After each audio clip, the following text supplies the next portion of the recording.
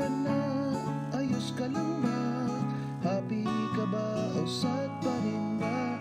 Kaya't halika na, sumama ka na sa pinag-grupi na at iba pa.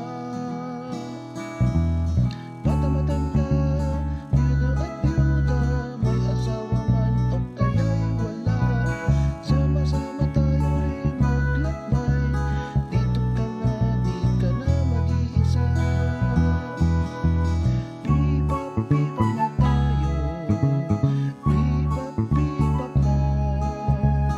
Let us be hip and let us up, tara sa munting tahanan, tahanan ni Kristo.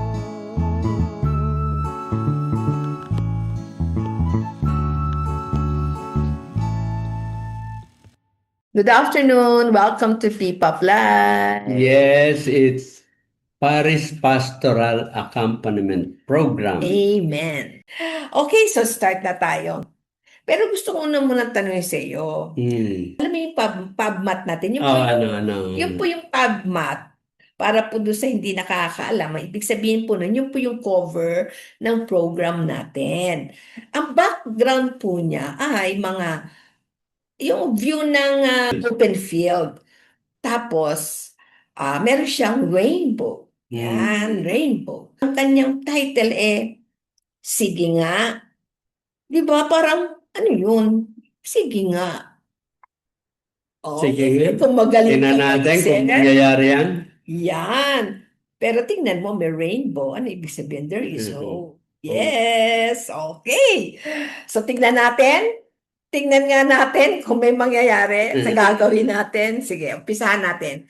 Ito ay galing sa chapter 7 ng Amoris Laetitia. Towards a better education of children.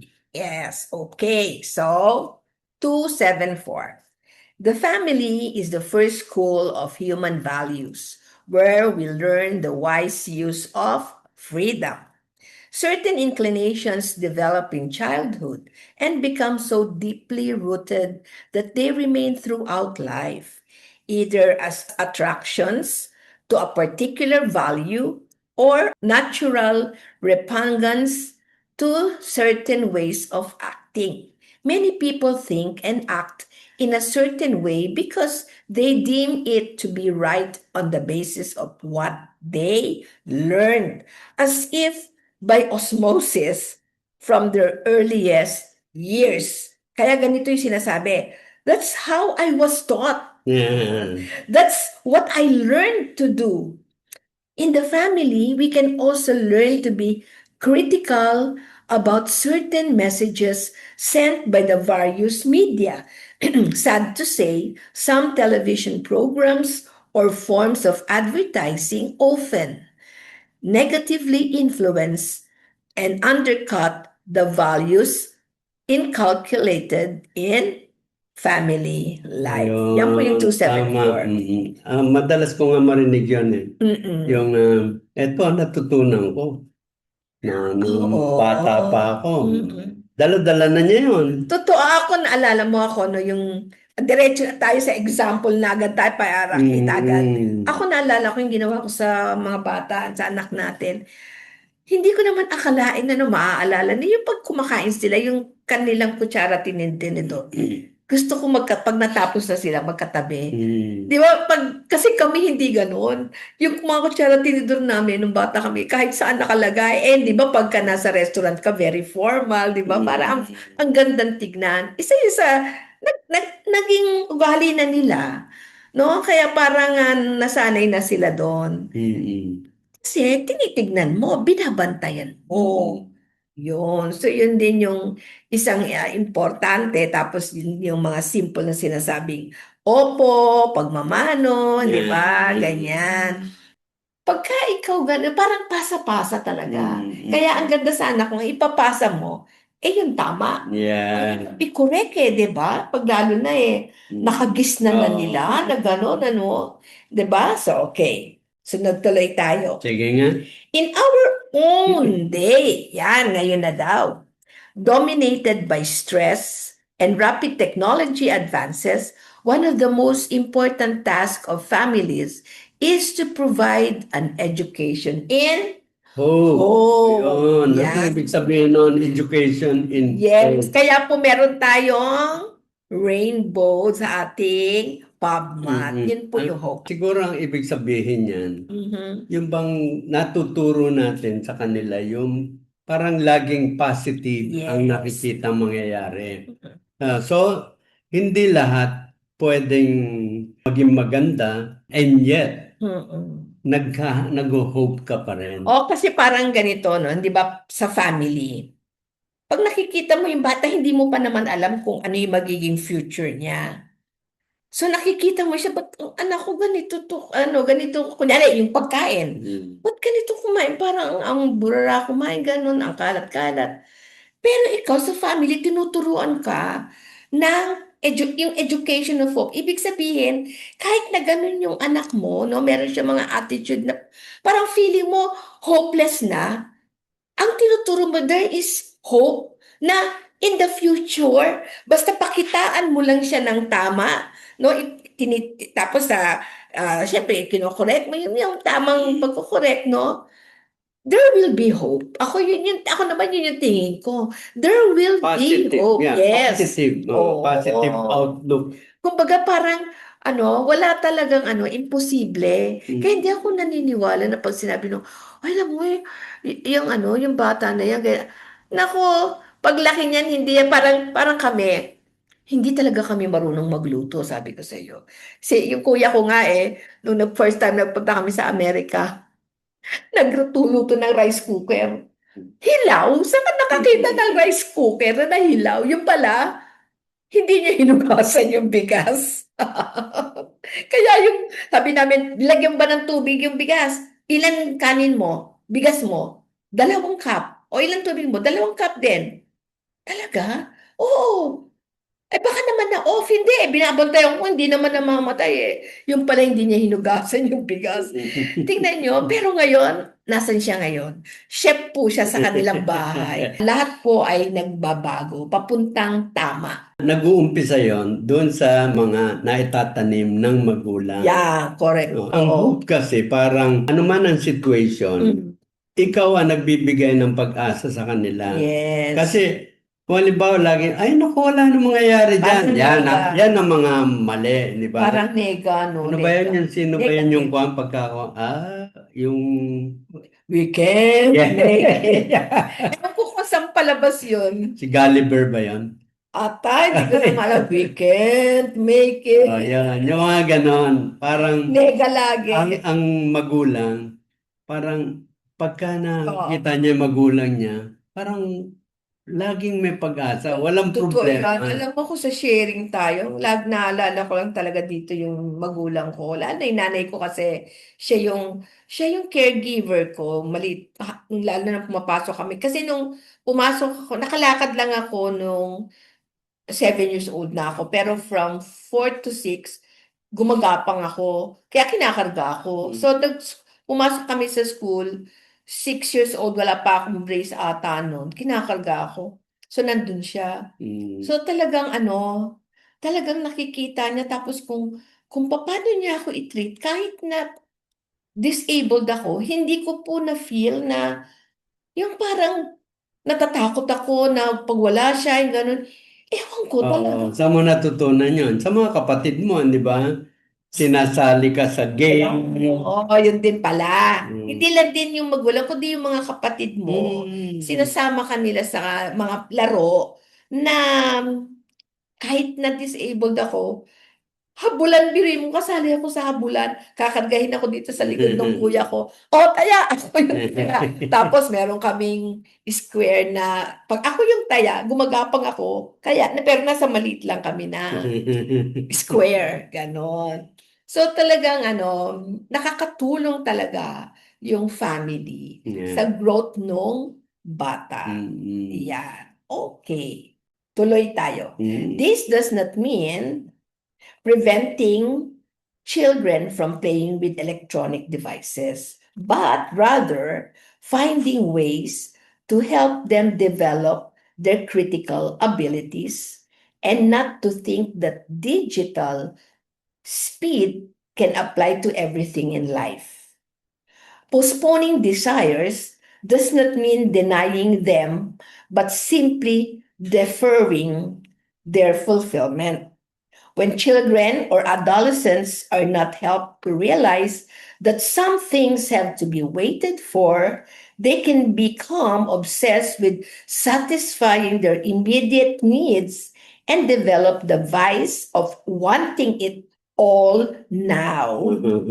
This is a grand illusion which does not favor freedom but weakens it. Yan. Sabi, hindi naman natin sila, kasi syempre meron siyang gustong-gustong gawin, ano? Hindi naman daw nega yung, mamaya na yan ha, di ba? Magganito muna tayo. Oh. Kasi, pagka daw pinigilan mo yung isang bata, pero gagawin naman niya ulit, di ba? So parang nagkakaroon pa rin siya ng excitement bumalik. Pero daw kasi pag hindi mo pinigilan, magiging lalaki na siya na parang dapat tapusin ko to ngayon para maging champion ako, dapat ganito. Hanggang sa nasanay siya ganun, gusto niya laging dapat ngayon, dapat ngayon. Now na. Impatient. Yan, oo, magiging impatient siya, tsaka gusto niya ngayon na. Yeah. Hindi mo siya pwedeng mapaantay sandali. Bakit natin inaaral yan? Kasi po, sa natural natin na buhay, pag naglilinis kunyari tayo, kailangan natin yung anak natin. Nag-aaral kunyari siya, ha? Anak, sandali, pwede naman patulong, tulak mo lang to. Kung nasanay siya, yung hindi siya iniistorbo. Diba? Ay, mama, tatapusin ko lang muna sandali to. Diba? Pero kung nasanay siya na pwede siyang istorbohin, diba? Tutulong siya sa iyo. So, maganda yung attitude na ganun. Hindi ibig sabihin na inaano mo siya, ginugulo mo siya. Hindi po. Meron kayong attitude na dine-develop. Okay. So, sabi dito, on the other hand, when we are taught to postpone some things until the right moment, we learn self-mastery and detachment from our impulses. Yun yung example ko kanina. When children realize that they have to be responsible for themselves, their self-esteem is enriched. This in turn teaches them to respect the freedom of others. Obviously, this does not mean expecting children to act like adults, but neither does it mean underestimating their ability to grow responsible freedom. In a healthy family, this learning process usually takes place through the demands made by life in common. Yan.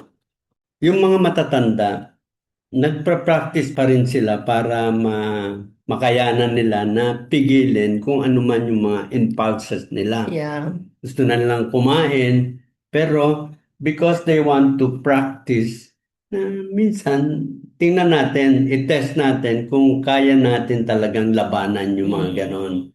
Kasi dito sa mundo, lagi tayong naka-expose sa panlilinlang ng mga demonyo, no? Iba ang direction. Gusto niya, dapat kunin mo na yan kasi ano mo yan, yung bang karapatan mo yan, di ba? Sa'yo naman yan yung mga ganon.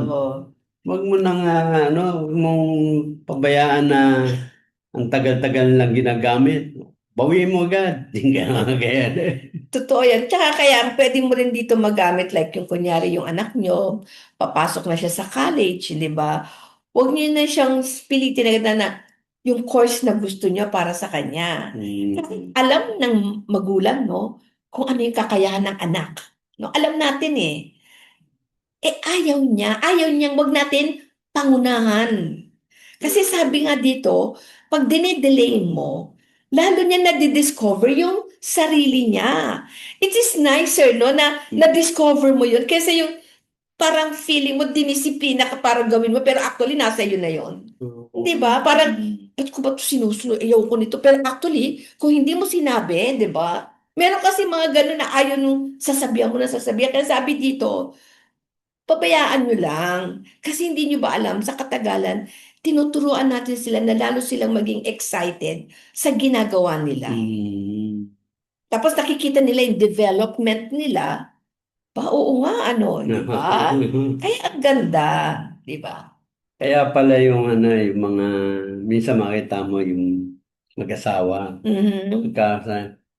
Sakay na tayo kasi sayang yung ano, time eh. Yung isa sabi, hindi, maglakad tayo. Habang naglalakad, they are parang patiently waiting, enjoying yung kanilang kwentuhan. Di ba? Talaga.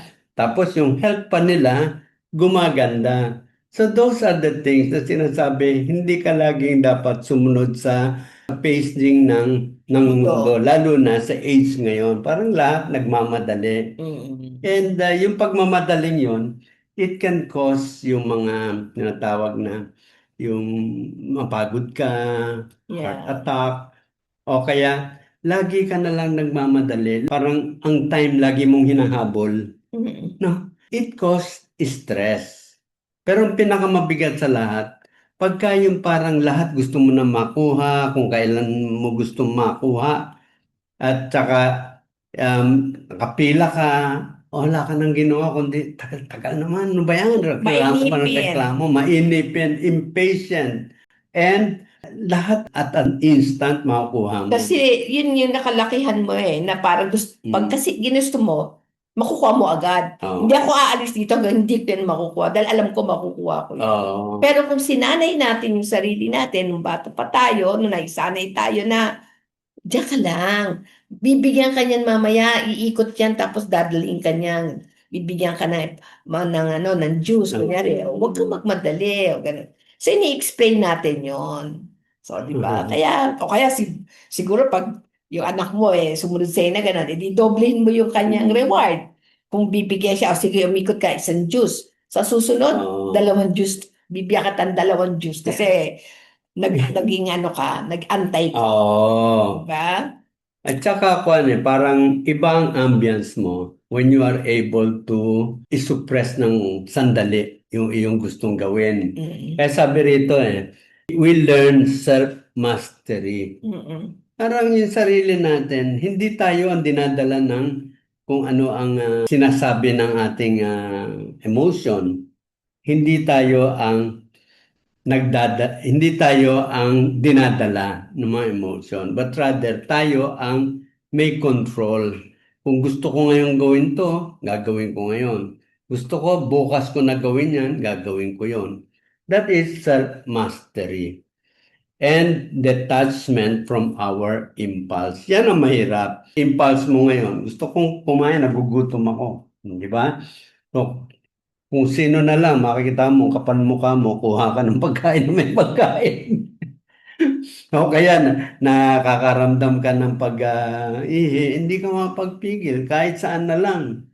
Punta ka sa kung saan na umiihi yung aso, doon ka na rin. Sa Pilipinas lang ata yan Nakalagay, do not pee here. Sabi nung foreigner, huh? That's not a bathroom. Do they go? Sa Pilipinas lang po yan. Yun yung mga madedevelop mo, pagtanda mo. Pinayapa yan. That means, hindi ka makokontrol ng iyong emotions. Kailangan gawin kundi maghintay. Halimbawa, nandun tayo sa simbahan, nagsiserve tayo, sa kapihan natin. Diba, meron mga time na parang, ba't kaya late sila dumarating? Yung inaasahan natin na volunteers, late darating. Can we not do something para kahit na late sila, meron nangyayari sa kapihan? So, ganun ang minsan iniisip ko Halimbawa, open na tayo, wala pa yung mga volunteers. Di ba tayo, parang sabi natin, we are willing to start kahit wala pa sila because andyan naman yung mga bisita natin. Na pagka talagang walang volunteers tayong kasama, silang mga participants na papakiusapan natin and they are happy na tumutulong. And then, ano pa yon? Minsan, sabi natin, okay, we have a target. Sana by this time, puno na natin itong room na ito.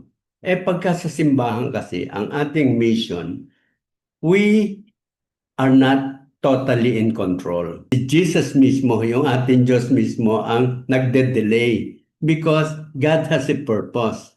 Meron siyang gustong i-form sa atin. So if we are always always in control, lahat nangyayari, parang yayabang ka. And God wants us to be humble. Mhm. So, ang ibig Maging sabihin lang po nito, pasensyoso. para mawalan ng stress. Yes! Di ba? Mm. Kasi, yan yung stress yung minamadali mo yung sarili mo. Oo. Pero kung cool ka lang, ay hindi ka may stress, hindi ka magkakasakit, di ba? Para sa atin talaga to. So, thank you, Lord, for this. So yun yung mga virtues natin ang talagang dinedevelop when we are nilalagay doon sa situation that we cannot do anything about the situation. We are Parang, not in yes. control. So, parang yan yung kanina sinabi natin sa bata, di ba? Kasi yung bata, kung tumanggap, bigay na lahat ng tama, tatanggapin niya. Hanggang sa lumaki niya, malaki siya, dala-dala niya yon. Ganon din sa ating spirituality. Pag nagsiserve tayo, pag first time pa lang tayo nag-serve, o hindi pa talaga tayo ganon ka fanatic kay God, no? Siyempre tayo, fanatic talaga tayo sa Diyos, ano? Yung pag-serve natin, tayo pa rin ang in control. Pero pagka naging childlike tayo, yan, tuturuan na tayo ni Lord. Sabi niya, "O, sige, from child, tuturuan kita. Pag nag-mature ka na, yan." Yun yung sinasabi ni Jun na sana makita natin sa sarili natin na magmamature tayo sa ating service kay God. Like, paano tayo nag-mature nung tayo ay lumimaliit at nung lumaki. So, ganun din sa ating spirituality na meron talagang hope, merong rainbow for us to become really like a child of God. Yeah. In any way, no? Kahit sino ka pa, magiging rainbow tayo ni God kasi sumunod tayo sa Kanya at pinakinggan natin siya. Amen. Amen. Okay, see you. Bye.